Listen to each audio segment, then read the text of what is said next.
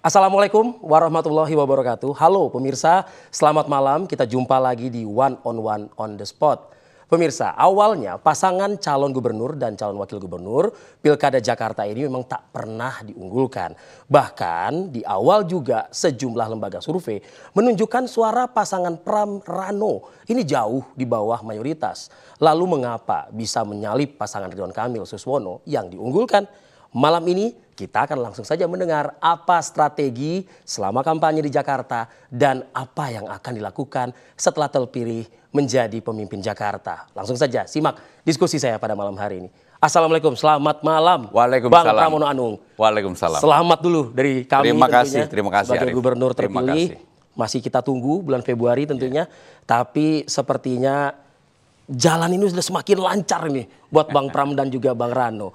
Sebelum pertanyaan, saya juga sedikit dong kasih pantun nih buat Bang Pram. Karena Bang Pram juga waktu kampanye kan tebar pantun di mana-mana ini kan Bang.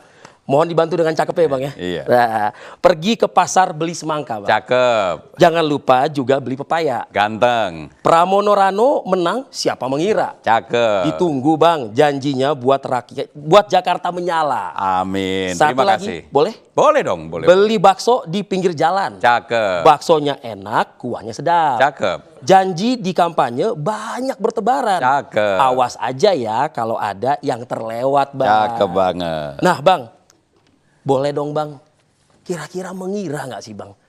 Dari awal yang bisa dikatakan paling buncit ya Bang ya. Tiba-tiba des 50,07.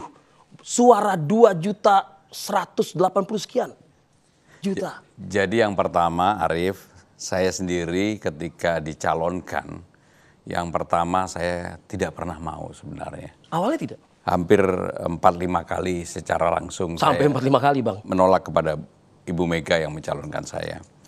Tetapi kemudian ketika saya sudah tidak punya ruang untuk menolak, saya ketemu dengan Bang Dul. Oh. Dan dengan Bang Dul lah akhirnya yang membuat saya maju. Karena dia yang membesarkan hati saya dan dia juga bilang kalau saya maju, saya harus mundur dari anggota DPR. Iya, iya. Artinya kan ada pengorbanan. Betul. Itulah yang membuat tekad saya dan saya biasa begitu salaman, kerja keras.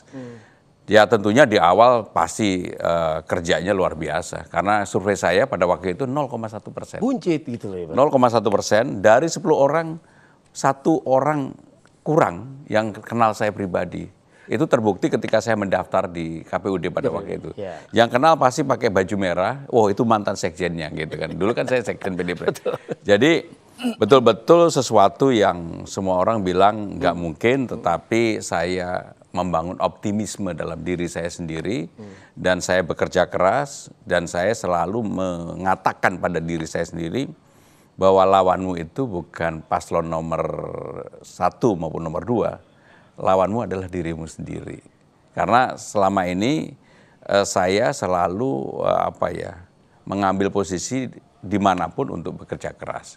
Sehingga dengan demikian ketika 2 minggu dari pendaftaran saya udah di 28,4. Ya. Itu survei LSI pertama. Lumayan langsung meningkat. Ya karena itu tadi mungkin rakyat Jakarta atau masyarakat kasihan sama saya. Orang yang sehari-hari keliling 10, 11, 12 titik yang betul-betul dalam keliling itu saya menikmati. Enjoy banget ya. Enjoy banget. Kenapa saya menikmati? Apa istilahnya Bang? Belanja. Masalah. Dan disitulah saya melihat persoalan utama di Jakarta itu bukan Sudirman, Tamrin, kemudian Gatot Subroto, Kuningan. Aja kan, gitu kan. Itu problem utamanya adalah disparitas, perbedaan orang kaya miskin. Orang betul-betul di bawah yang tidak mendapatkan fasilitas yang harusnya dipikirkan oleh pemerintah. Timpang sekali. Atau negara. Timpang sekali. Bahkan yang seperti pernah saya sampaikan secara terbuka dalam debat. Saya melihat ketika saya ke Tanah Tinggi ketemu dengan Ibu Suni. Di rumah itu ada 12 orang. Ya. Tempat tidurnya kecil banget. Mengikuti itu Bang. Dan itu tidur dibuat 3 shift. Nah disitulah yang membuat saya kemudian menjadi tambah semangat. Bahkan pernah saya memecahkan rekor karena ketika saya maju pada waktu itu dengan Pak Jokowi dibilang, Mas kalau bisa targetnya sampai 12 titik. Dan saya memecahkan rekor 15 titik. Wow. 15 titik itu dimulai dari jam 5 pagi baru kembali ke rumah sampai di rumah setengah 12 malam. Untuk seorang Pramono Anung yang sudah tidak muda lagi 61 tahun ya. Tidak mudah dan ya saya sebenarnya udah boleh dibilang waktunya untuk menikmati diri sendiri. Makanya menolak sampai 5 kali. Sampai 5 kali. Dengan Apa sih yang disampaikan ke Bu Mega? Ya saya bilang, Ngomong kok berani nolak gitu loh, maksudnya. saya sama Bu Mega kan udah 28 tahun, sehingga saya bisa bicara apa adanya dengan beliau. Saya bisa sampaikan ke beliau, Mbak, saya ini kan pertama saya tidak pernah berkeinginan, kedua tidak mempersiapkan diri, ketiga saya udah hampir 7 tahun, 8 tahun tidak pernah mau muncul di ruang publik. Tidak pernah mau diwawancarai TV. Padahal dulu ketika saya menjadi pimpinan DPR, menjadi sekjen partai, saya termasuk media darlingnya TV One pada waktu itu. Kita harus akui itu. Hampir setiap minggu saya diundang ke TV One. Tapi sebagai habis itu pimpinan DPR ya, gitu ya. tetapi habis itu kan praktis selama 2 periode menjadi menterinya Pak Jokowi, saya nggak muncul di publik. Jadi terus terang Arief, bukan pekerjaan yang mudah, tetapi menurut saya membangun optimisme banget di dalam tim saya, bahkan di tim saya sendiri sebagian besar sebenarnya juga nggak yakin. Tetapi saya membangun kepercayaan kepada mereka. Gimana kalau saya sendiri nggak yakin mereka bisa yakin sama saya? Makanya saya kerja keras, meyakinkan teman-teman, membangun tim yang solid, dan yang paling penting adalah fokus. Fokus itu ya. Ya. Oke. Sudahkah ada pihak-pihak, ya sebutlah misalnya kalau Bu Mega ya tentu sudah bertemu, mengucapkan selamat begitu. Pak Prabowo? Jadi Arief, saya yang begini-begini nggak mau bicara ke publik karena bagi saya ini adalah hal yang terjadi di belakang publik. Kenapa saya harus bertanyakan ke Bang Pram, Bang? Karena pada saat Pak Prabowo menjaring menteri, ada tuh, ya kan? Lewat itu Bang Pram juga di situ, Bang, di Kertanegara, Bang. Ya, saya secara pribadi mempunyai hubungan yang sangat baik. Pasti. Dengan Pak Prabowo, dengan Pak SBY, dengan Pak Jokowi, dengan ya partai, termasuk partai-partai yang tidak mendukung saya. Ya. Walaupun tidak kawan-kawan lama itu ya. Walaupun tidak mendukung, saya tetap berkomunikasi sangat baik. Bahkan saya mendapatkan informasi secara langsung dari salah satu ketua umum dan istrinya yang tidak mendukung saya. Suaminya tetap milih yang didukung oleh partainya karena dia ketua umum, istrinya memilih saya. Karena dia udah janji sama istri saya. Kan tapi ngomong-ngomong, rumah tangga baik-baik tapi kan. Ini baru pertama kali loh saya sampaikan. Nggak, artinya apa? Saya bisa diterima oleh semua orang dan praktis. Arief, selama saya kampanye hampir 3 bulan, saya nggak pernah lihat apa yang dikampanyekan oleh pasangan nomor 1 maupun nomor 2. Nggak pernah loh sama sekali. Jadi fokus Bang. Jadi kenapa itu saya lakukan? Karena saya tahu saya nggak mau terpengaruh pikiran saya dengan apa yang mereka lakukan. Terdistrak jadinya ya gitu ya. Bahkan ketika debat pun, kalau kamu perhatikan, saya fokus aja. Saya nggak kemana-mana. Hanya memang karena saya selama 2 periode menjadi penjaga dapur pemerintah pusat. Betul. Sehingga persoalan Jakarta kan saya tahu. Pasti ya. Bahkan di dalam debat akhirnya saya nggak diserang, saya nggak ditanya karena saya tahu yang diserang. Jadi sebetulnya Bang Pram itu udah belanja masalahnya udah dari 2 periode pemerintah pusat dong. Ya, kalau bisanya lah kamu tanya saya tentang Jakarta, relatif saya hampir tahu. Makanya saya awal nggak mau saya tanya dulu Bang. Misalnya bahkan yang kecil-kecil aja jumlah halte, panjang jalan dan sebagainya saya tahu. Betul. Ya karena ke fungsi pusat dan daerah pun juga kan harus dilakukan ya, di-maintain juga oleh Bang Pram. Oke, Pak Prabowo tadi sudah dijawab sama Bang Pram, saya tidak mau bicara. Pak Jokowi.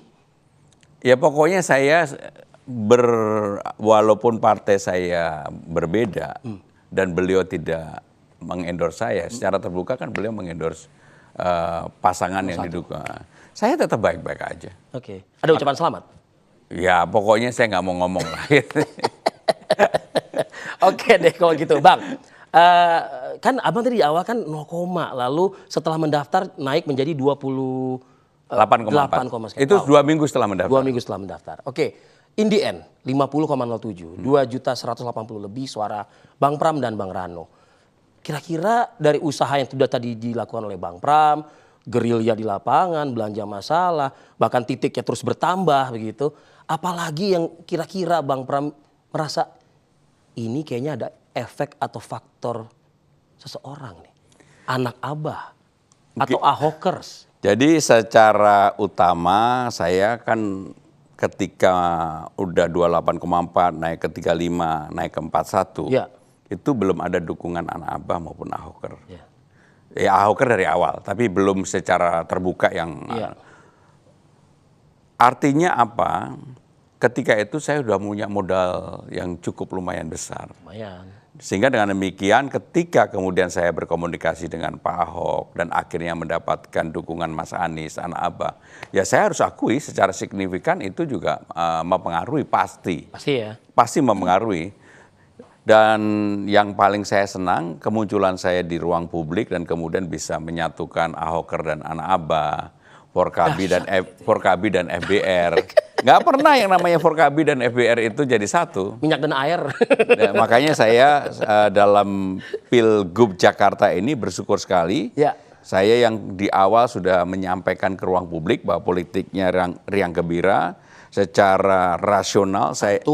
Saya dan Bang Dul benar-benar milih Cak Lontong sebagai ketua tim pun karena ingin Biar seru juga gitu ya. ingin riang gembira. Riang gembira. Dan Arief kalau kamu perhatiin siapa saja yang menjadi jubir saya, Ya. tampilnya juga riang gembira, Ya. bukan jubir yang kemudian mengattack, menegasi Ya.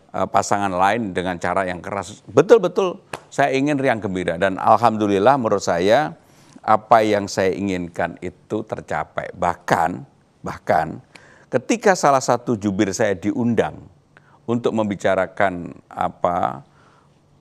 persoalan yang pada waktu itu menimpa salah satu pasangan yang persoalan janda dan sebagainya, saya larang. Padahal ada kesempatan tuh. Padahal ada kesempatan. Demi Allah saya larang. Saya telepon sendiri, saya bilang jangan, udah kita nggak usah ikut itu. Kalau itu ada yang mengomentari biar orang lain. Kenapa saya lakukan seperti itu?